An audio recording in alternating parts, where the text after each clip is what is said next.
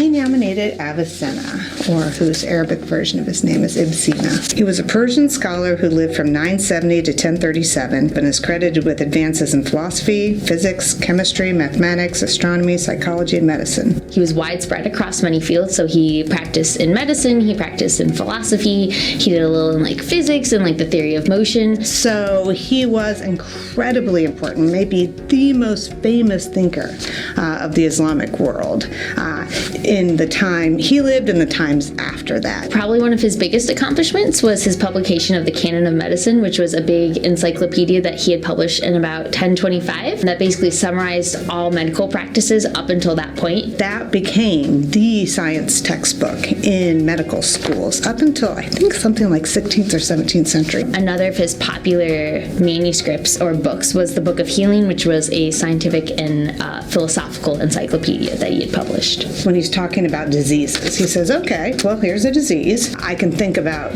the material out of which it comes. I can think about the way it affects the patient. I can think about what causes it. And I can think about how it plays into someone's larger life.